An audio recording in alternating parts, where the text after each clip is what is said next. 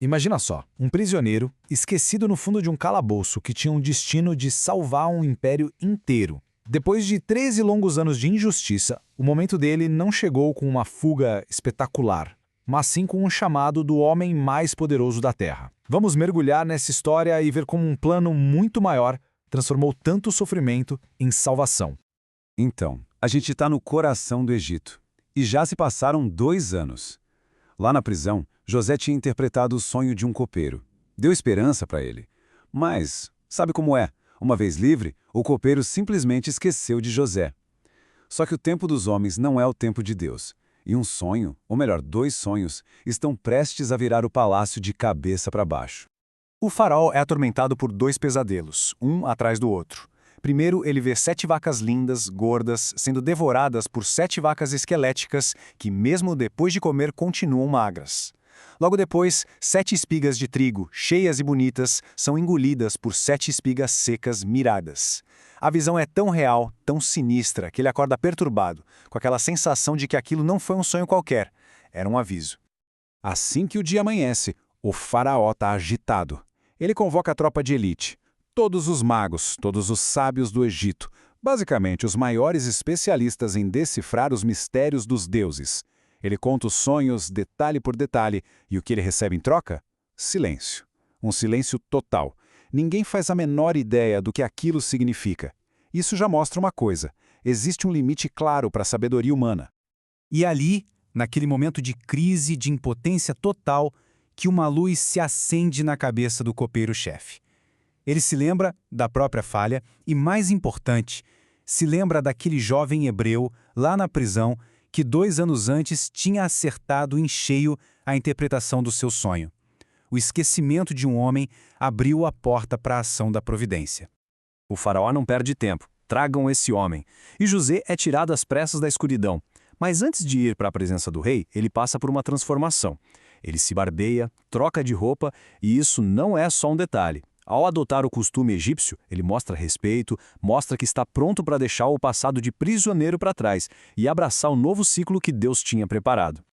E olha só que contraste impressionante. De um lado, você tem os homens mais sábios do Egito, cheios de si com suas supostas habilidades, e o resultado foi 0. Do outro, um prisioneiro hebreu, sem status nenhum, mas que estava conectado a algo muito maior. A sabedoria humana falhou, a revelação divina estava prestes a entrar em cena. Quando o faraó fala da fama de José como intérprete, a resposta dele é imediata. Ele não pega o crédito para si. A primeira coisa que ele faz é dizer: não sou eu, é Deus quem vai dar a resposta. Que humildade, né? Uma humildade construída em anos de sofrimento e confiança. O poder não estava em José, mas fluía através dele. E então a revelação vem, clara, direta. José explica, os 2 sonhos são na verdade uma única mensagem repetida para dar certeza. Virão 7 anos de uma fartura nunca vista, mas logo em seguida virão 7 anos de uma fome tão terrível que ninguém vai nem se lembrar da prosperidade. E o fato de ter sido repetido, diz José, é um selo de urgência. Isso já está decidido por Deus. E vai acontecer logo. Mas o mais incrível é que José não para por aí. Ele não entrega só o problema, ele entrega a solução. Ele mostra que a sabedoria que vem de Deus não é só uma ideia bonita, abstrata. Ela se transforma em ação, em estratégia. A fé dele gerou um plano de governo para salvar a nação.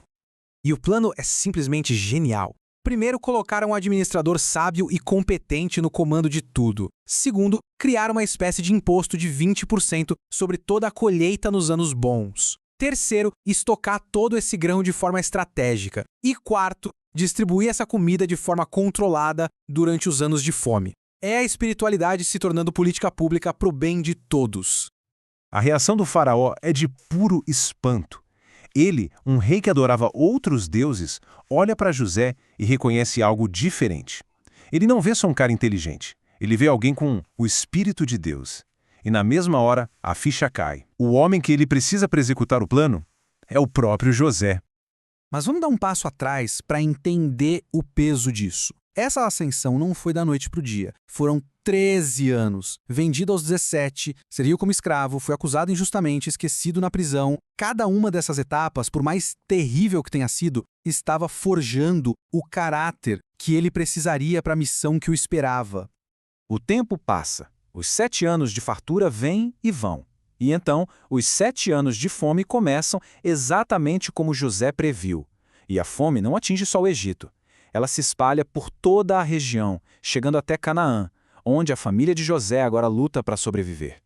E aí, acontece a cena que parecia impossível. Os mesmos irmãos que zombaram dos sonhos de José, que o venderam como escravo, agora estão ali, no Egito, se curvando com o rosto no chão diante dele. A profecia se cumpriu. José os reconhece na hora, mas eles não fazem a menor ideia de que estão diante do irmão que tentaram apagar da história. A reação de José parece estranha, até cruel. Ele os trata com uma dureza enorme, os acusa de serem espiões, joga eles na prisão. E a pergunta que fica na nossa cabeça é: por quê? Agora vem o troco? É vingança por tudo que ele passou? Mas não era vingança. Era um teste. Um teste de coração. Ele precisava saber: eles mudaram? Ou ainda eram os mesmos homens capazes de abandonar um irmão? A pressão que ele coloca faz com que eles finalmente confrontem a culpa que carregavam há 20 anos. Era um caminho duro, sim, mas necessário para trazer arrependimento e, no fim, salvar a família inteira. Para entender como José conseguiu agir com tanta sabedoria sem se deixar levar pela amargura, a gente precisa voltar um pouco no tempo. A chave para a cura emocional dele está nos nomes que ele deu aos seus 2 filhos. O primeiro filho se chama Manassés, que significa esquecer. E aqui, esquecer não é ter amnésia, é cura. Significa que, com a ajuda de Deus, José escolheu que a dor do passado não iria mais definir quem ele era. Ele entregou ao sofrimento, se libertando do poder da amargura. Já o segundo filho se chama Efraim, que significa frutífero. Percebe a ordem? Só depois de esquecer, de se curar, é que ele pôde ser frutífero, pôde prosperar. Ele reconhece que Deus o fez florescer não apesar do sofrimento, mas na própria terra da sua aflição. A dor foi transformada em bênção. E essa é a grande lição espiritual aqui. A cura vem antes da prosperidade. Manassés tem que vir antes de Efraim. É preciso lidar com a dor do passado, entregá-la, para que a gente possa viver plenamente o presente e o futuro. Essa ordem é fundamental. E a história de José termina nos deixando com essa reflexão.